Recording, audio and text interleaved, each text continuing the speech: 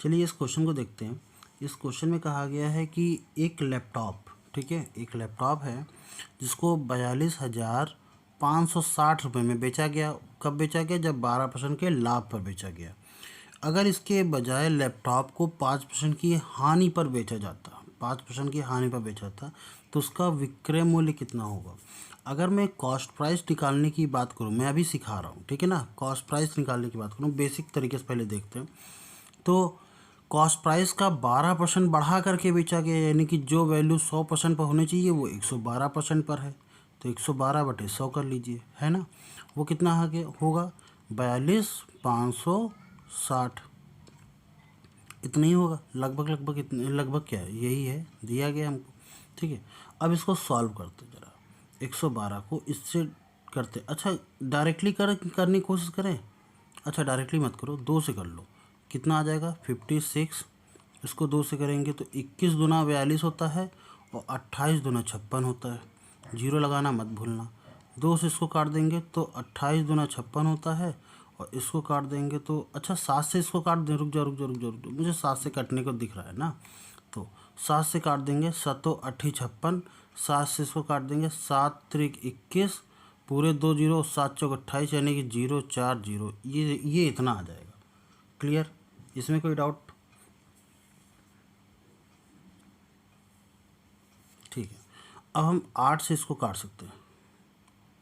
8 चौक 32 होता है ना, 8 त्रिक 24 हो जाएगा, ठीक है। यानी कि 30 40, अरे यार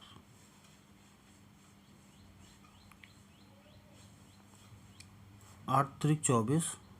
एक सेकंड रुकना ज़रा, पेन रुक रहा है। एक सेकंड, बस एक सेकंड देना मुझे, सॉरी फॉर दिस।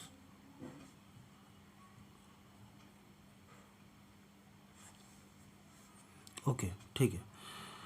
तो हाँ, 8 त्रिक 24 हो जाएगा, ठीक है, और 8 8 64 हो जाएगा, यानी कि इतना आ जाएगा। और सीपी बराबर कॉस्ट प्राइस कितना आ जाएगा? 38, अरे क्या लिख रहा हूँ मैं, ये 38,000 रुपये आ जाएगा। क्लियर? अब इसी को कह रहा है कि सेलिंग प्राइस कितना होना चाहिए यदि 5% की हानि हो। हानि का मतलब है जो वैल्यू हमें मिल रही थी 100% पर, वो वैल्यू हमें 5% कम पर मिलेगी। 5% कम पर मिलने का मतलब है 95 निकालना है ना। तो 2 जीरो से 2 जीरो कट जाएंगे, इन दोनों को मल्टीपल कराना है। आप इसका आधा कर दीजिए, 19 आ जाएगा, और इसका दुगना कर दीजिए, 9 दूनी 18 और 19, ये आ जाएगा, ठीक है। और 19 का 19 से मल्टीपल करेंगे, कितना आ जाएगा? अच्छा ये इतना होगा। 19 का 19 से करेंगे, कितना आ जाएगा? 361, और डबल जीरो लगाना मत भूलिए। तो हमारा आंसर ऑप्शन नंबर बी सही है। क्लियर? अब चलिए देखते हैं कि ये तो हुआ बेसिक मेथड। अब अगर हमको डायरेक्टली निकालना है कि सेलिंग प्राइस हम निकालेंगे कैसे, तो हम कैसे डायरेक्टली करेंगे? तो देखो 42,560 ये रुपये था, इसको 12% के लाभ पर बेचा गया, तब हुआ। कॉस्ट प्राइस निकालने के लिए 100/112 करेंगे कि नहीं? और फिर इसी को ही कह रहा 5% की हानि निकाल पर बेचा जाए, यानी कि 95/100 करेंगे। क्लियर? इसका मतलब है ये पूरा 100 से ये पूरा 100 कट जाएगा, ठीक।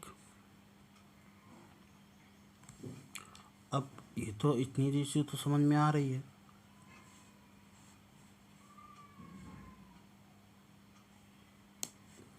अब इसको सॉल्व कर लेना है आपको, ये वैल्यू। तो इसको करेंगे, लगभग कितना आ जाएगा आपका? 38 जीरो, यही आ जाएगा, ठीक है। अब इसको सॉल्व कर लेना, इसको आधा कर लो, इसका दोगुना कर लो, बस आपका सेलिंग प्राइस निकल के आ जाएगा ये। चलिए अलजेब्रा का ये बेहतरीन सा धांसू सा क्वेश्चन देखते हैं। और इस तरह के क्वेश्चन आपको एसएससी और बहुत सारे एग्जाम्स में देखने को मिलेगा, और इस तरह के क्वेश्चन आते भी हैं अलजेब्रा के। तो चलो देखते हैं इस क्वेश्चन को सॉल्व कैसे करेंगे। देखो आपसे कहा गया है कि a + b + c, इसकी वैल्यू आपके पास है, कह रहा है 12 है, ठीक है। आगे ये चीज़ जो लिखी हुई है b + c और फिर प्लस का ca, इसकी वैल्यू 32 है। देखने में ये लग रहा होगा कि यार ये क्या है, अब हम इसको कैसे सॉल्व करेंगे? कुछ नहीं करना, नॉर्मल सी बस इसमें टेक्निक क्या करनी है, मतलब फालतू का ये काम इन्होंने कर दिया, बी को कॉमन कर लिया, आप इसको मल्टीप्लाई कर दो, तो ये हो जाएगा ab ये हो जाएगा BC और ये हो जाएगा CA। अब इतना देखते ही आपके दिमाग में बत्ती जलनी चाहिए कि AB BC CA A plus B plus C दिया गया है, इसका मतलब इस वाली इक्वेशन का क्या करना है, स्क्वायर करना है, और उसमें ये वैल्यू तो आएगी ही आएगी, इसी को सॉल्व करना है। तो जब आप A plus B plus C का होल स्क्वायर, देखिए इतने सारे स्टेप आपको करने नहीं है, बस मैं आपको समझा रहा हूँ, इसलिए आपको ये स्टेप बड़े लग रहे हो। डायरेक्टली आपको स्क्वायर करके लिखना है, यानी 12 का स्क्वायर 144, ठीक है। ये हो जाएगा आपका A square B square C square plus का 2 टाइम्स ऑफ, फिर अंदर आ जाएगा AB BC और CA। ये फार्मूला होता है ना, 2AB 2BC 2CA होता है, मैंने 2 कॉमन कर लिया। अब आपको जो इस एग्ज़ाम में लाइन लिखनी है वो ये सब लाइन नहीं लिखनी है, यहाँ से देखना है, यही लाइन लिखनी जो मैं लिखने जा रहा हूँ। यहाँ पर लिखेंगे 12 स्क्वायर, ठीक है। इसकी वैल्यू निकालनी है तो आप बार बार लिख करके अपना टाइम नहीं बर्बाद करेंगे कि A square B square C square, इस पूरे को हमने मान लिया Z। अब हमें Z की वैल्यू निकालनी है, प्लस 2 इंटू ये कितना है AB BC CA, वो है 32, तो आपको 32 लिखना है। अब चाहो तो ये लाइन लिखो, अदरवाइज़ जो ये मैं लास्ट लाइन लिखने जा रहा हूँ इसी को ही डायरेक्ट लिख करके कर सकते हो। जैसे 12 लिखा, यहाँ पर AB BC CA का A plus B plus C का होल स्क्वायर का आएगा, यानी 12 का स्क्वायर डायरेक्टली लिखेंगे आप 144। ए प्लस बी प्लस सी का ये A square B square C square लिखना है, यानी इसकी वैल्यू Z मान ली। 32 दूना 64, अब 64 इसमें घटाना है तो 4 से 4 गया 0 और 14 में से 6 गया 8, यानी Z की वैल्यू कितनी आ गई 80। क्लियर। और Z क्या है हमारा, Z है हमारा A square B square C square. मैं समझाने के लिए बता रहा हूँ, बट आपको एग्ज़ाम में इसी तरीके से करना है तुरंत, मतलब विद इन 5 to 10 सेकेंड के अंदर ही आपका क्वेश्चन हो जाना चाहिए। चलिए नेक्स्ट क्वेश्चन देखते हैं, ठीक है। इस क्वेश्चन को देखते हैं, ये मेंसुरेशन का क्वेश्चन है, और इस तरीके के मेंसुरेशन के क्वेश्चन आपको बहुत सारे देखने को मिलेंगे विभिन्न प्रकार के एग्जामों में, ठीक है। तो कह रहा है कि लंबवर्तीय शंकु है, आप शंकु तो समझते ही होंगे, शंकु किसे कहते हैं, इस तरीके के जो बर्थडे कैप वाली टोपी होती है उसको शंकु बोला जाता है, ठीक है। और नीचे वाले को, इसको यहाँ से यहाँ तक ये रेडियस होती है। तो कह रहे इसकी त्रिज्या कितनी है, 12 सेंटीमीटर है, और इसकी ऊंचाई कितनी है, ऊंचाई है 5 सेंटीमीटर, ठीक है। ओके, एक शंकु ए है, और इसी तरीके से दूसरा भी शंकु है, वो शंकु बी है। आपको एग्ज़ाम में कभी भी चित्र नहीं बनाने हैं, हाँ आप आपके पास समय ज़्यादा हो तो आप बना के कर सकते हैं, ठीक है, बट मैं रिकमेंड नहीं करूँगा कभी भी बनाने के लिए। शंकु बी है और इसकी जो त्रिज्या है वो कितनी है, 8 सेंटीमीटर है, तो ये 8 सेंटीमीटर हमने रख लिया। और इसकी जो ऊंचाई है वो कितनी है, 6 सेंटीमीटर है, 6 सेंटीमीटर, ठीक है। हमसे कह रहा है कि शंकु ए का वक्रपृष्ठीय क्षेत्रफल और शंकु बी का वक्रपृष्ठीय क्षेत्रफल का अनुपात कितना होगा। वक्रपृष्ठीय क्षेत्रफल का मतलब होता है ये वाला पोर्शन कितना है, ठीक है। मैं चेंज कर लेता हूँ कलर ताकि आपको क्लियर कर दिखे, ये वाला, ठीक, ये। तो इसके लिए हमको चाहिए फार्मूला होता है आपका CSA का फार्मूला होता है, यानी कर्व सरफेस एरिया, इंग्लिश में कर्व सरफेस एरिया, हिंदी में वक्र पृष्ठीय क्षेत्रफल। तो आप इंग्लिश में CSA शॉर्ट में लिखेंगे, आपका जल्दी होगा, ठीक है। वो है आपका पाई आर एल, क्या होता है पाई आर एल। अब ये एल कौन सी बला है, एल होती है स्लैंट हाइट यानी कि तिर्यक ऊंचाई, ये होती है एल। और एल को आप निकालेंगे अंडर रूट के अंदर r square plus h square से, ठीक। तो अब मैं यहाँ पर जो करने जा रहा हूँ, अभी तक जो बताया मैंने वो एक सिखाने के पर्पज़ से बताया, पर अगर आप सीख चुके हैं तो एग्ज़ाम में आपको क्या फॉलो करना है, ये फॉलो करना है। पहले वाले कह रहा है शंकु ए, तो पाई आर की वैल्यू कितनी है 12 है, और एल की वैल्यू कितनी है, वो है अंडर रूट के अंदर 12। देखो इसके लिए निकाल लो, अंडर रूट के अंदर 12 का स्क्वायर और 5 का स्क्वायर। 12 का स्क्वायर होता है 144 और 5 का स्क्वायर होता है 25, और 144 25 करोगे 169, जो कि हो जाएगा 13। एल की वैल्यू आ गई 13, क्लियर। तो यहाँ पर आप लिखेंगे 13, निकाल लीजिएगा पाइथागोरस प्रॉपर्टी लगा करके। और यहाँ के लिए एल निकालना है, तो पाई आर की वैल्यू कितनी है 8, और एल की वैल्यू कितनी है, 8 का स्क्वायर होता है 64, 6 का स्क्वायर होता है 36, 64 और 36 जोड़ेंगे 100 होता है 10 का स्क्वायर, यानी कि एल की वैल्यू यहाँ के लिए 10, तो मैंने यहाँ रख लिया 10, कोई दिक्कत, ठीक है। ये 13 लिखा हुआ भाई, ये 13 है 13। अब 4 से काट दो, 4 दूनी 8, 4 से काट दिया, 4 तेई 12, पाई से पाई काट दिया, 13 तेई 39, 39, और 10 दूनी 20, तो ये आ जाएगा 20। हमारा ऑप्शन नंबर डी सही है। क्लियर? आई होप सो आपको सब कुछ क्लियर लगा होगा। अगर आपको ये एल निकालना नहीं आया तो ये फार्मूला मैंने लगाया है पाइथागोरस प्रॉपर्टी वाला, ठीक है, इसमें भी लगाया है और इसमें भी लगाया है। क्लियर? चलिए इस क्वेश्चन को देखते हैं। ये क्वेश्चन है हमारा ट्रिग्नोमेट्री का, और ट्रिग्नोमेट्री के भी क्वेश्चन काफ़ी पूछे जाते हैं। तो सबसे पहले ये जो क्वेश्चन है ना, ये क्वेश्चन आप तभी कर पाएंगे जब आपको ट्रिग्नोमेट्री की थोड़ी बहुत नॉलेज है और आपको वैल्यूज़ तो याद है कम से कम। अगर वैल्यूज़ नहीं याद है, यानी cos 45 की वैल्यू आपको नहीं पता है, तो ये सवाल आपके लिए बिल्कुल परफेक्टली पूरी तरीके से 100% स्किपेबल है, यानी आप स्किप करने के अलावा आपके पास और कोई ऑप्शन नहीं है। ठीक है, ये क्या हुआ भाई, एक सेकेंड। हाँ, क्लियर? तो आपको पता होना चाहिए cos 45 की वैल्यू क्या है। मैं बता देता हूँ, cos 45 की वैल्यू होती है 1/√2। ठीक है, और इसका होल स्क्वायर, क्योंकि इसका स्क्वायर लगा हुआ है इसलिए इसका होल स्क्वायर, प्लस tan 60 की वैल्यू क्या होती है, √3, इसका होल स्क्वायर। ठीक है, अपॉन कॉसेक 30 की वैल्यू क्या होती है, कॉसेक जो होता है वो साइन का अपोजिट होता है, तो साइन 30 की वैल्यू कितनी होती है, मैं आपको बता देता हूँ। साइन 30 की वैल्यू होती है 1/2, तो कॉसेक 30 जो होता है वो इसका अपोजिट होता है, यानी कि 2/1, इसका मतलब है 2। क्लियर? अभी मैं सारी वैल्यू लिखा भी देता हूँ और याद करने का तरीका भी। तो नीचे आ गया 2। अच्छा, √2 का स्क्वायर करेंगे तो 1/2, प्लस √3 का स्क्वायर करेंगे तो 3/2, तो ये आ जाएगा 2 3 जा 6 प्लस 1 7, तो 7/2 और ये 2 का 2 से मल्टीप्लाई हो जाएगा नीचे, तो 7/2 दूनी 4। ऑप्शन नंबर बी सही है हमारा। क्लियर? तो अगर आपको वैल्यूज़ पता है तो बहुत जल्दी बस कैलकुलेशन करने की देरी रह गई है। अब आपको मैं बताता हूँ कि वैल्यू कैसे निकालना है। देखो ऐसे निकालते, ख़ास तौर से उनको बहुत दिक्कत होती है जिन्होंने ट्रिग्नोमेट्री नहीं पढ़ी या मैथ ही नहीं पढ़ी है। ठीक है, साइन कॉस tan, ठीक, और ये आपका आ गया 0 30, 0 30 मैंने थोड़ा सा पास में लिख दिया, मैं इसको हटा देता हूँ। ठीक है, इसको हटा देता हूँ क्योंकि यहाँ पर साइन की वैल्यू लिखेंगे ना। ओके, तो 0 यहाँ पर 30 45 60 और ये 90। ठीक है, इस तरीके से हमने वैल्यूज़ लिख दी भाई।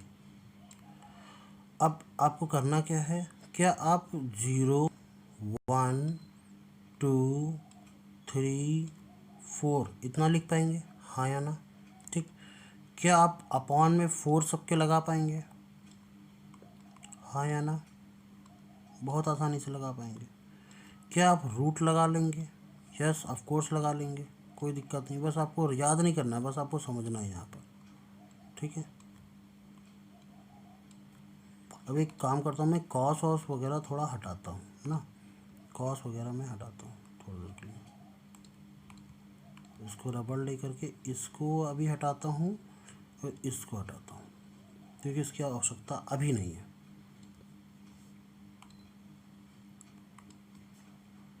ठीक है, तो अब 0/4, देखो 0 में किसी भी संख्या का भाग करो 0 आता है, और 0 का रूट लोगे तो 0 ही आएगा। तो मैं कलर चेंज कर लेता हूँ, आपको दिखाता हूँ कि इसका आंसर क्या आएगा, 0।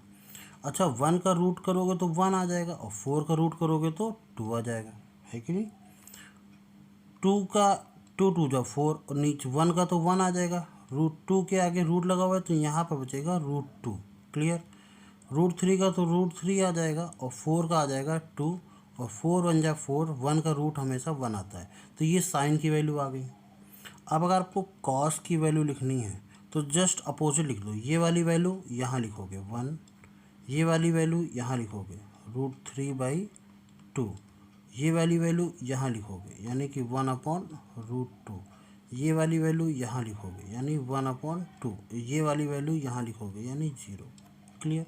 अब आपको अगर tan की वैल्यू लिखनी है, tan की, तो आपको मैं बता दूँ, इसको थोड़ा बड़ा कर देता हूँ।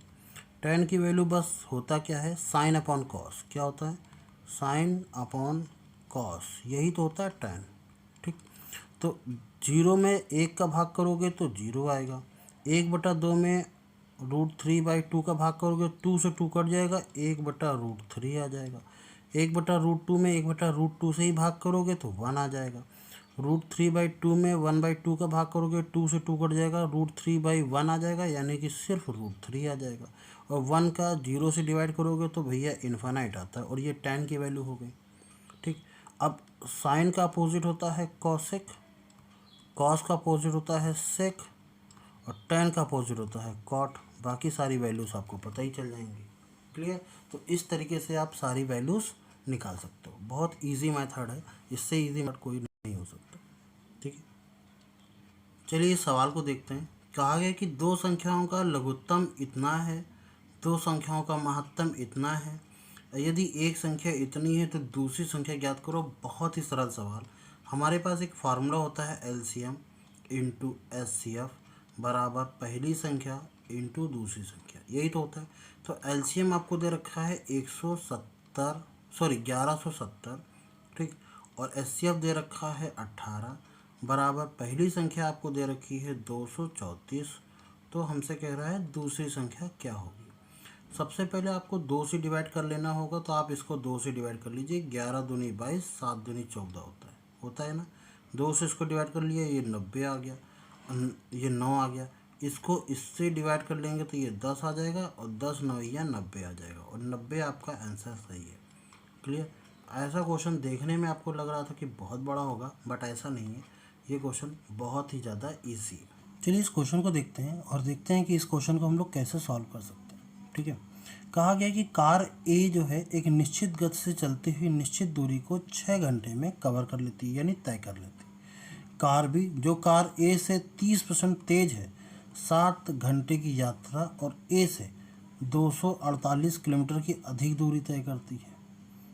ठीक है, ए की गति कितनी होगी? अच्छा, तो हमने ए की गति को मान लिया 100x मान लेते हैं। तो बी की गति कितनी है? बी जो है ए से 30% अधिक है, तो ये आ जाएगा 130x।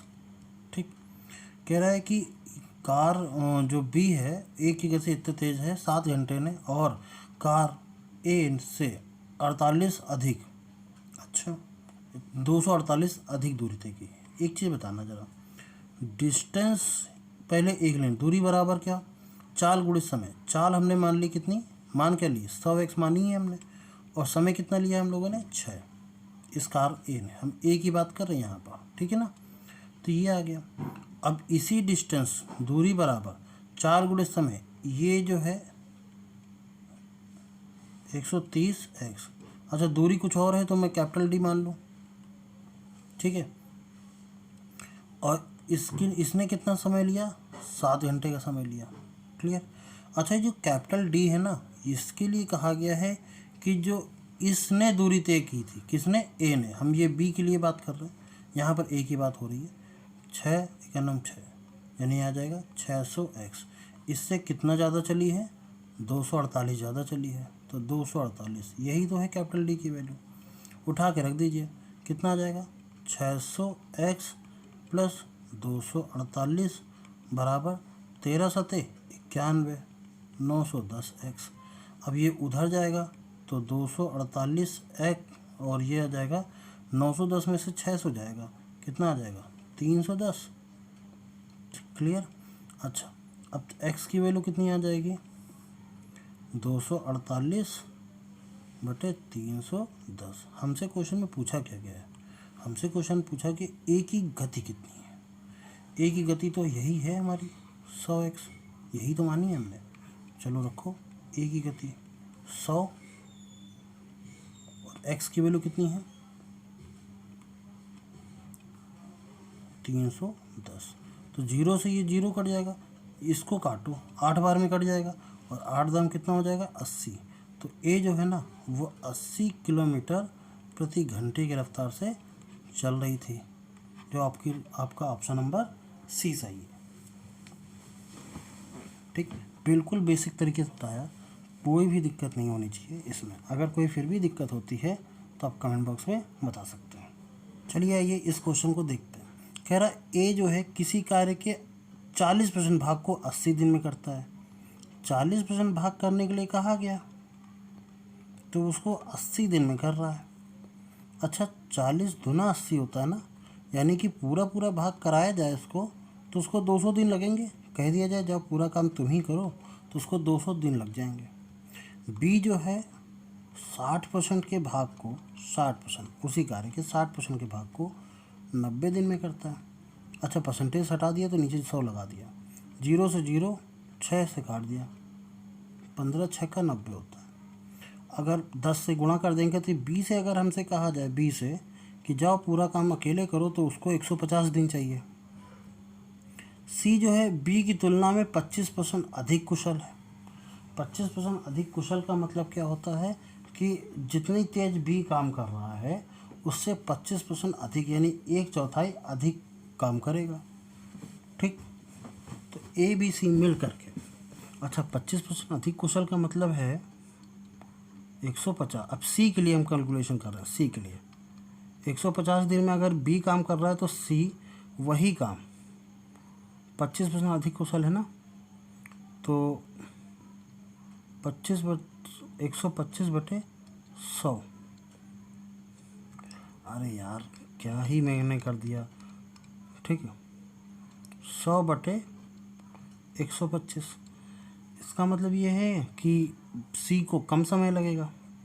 25 चौको 100, 25 पचे 125, 5 से इसको काट दिया, 5 3 15, 3 चौक 12। इसका मतलब है सी जो है ठीक वही काम 120 दिन में कर लेगा। अब आसान हो गया सवाल।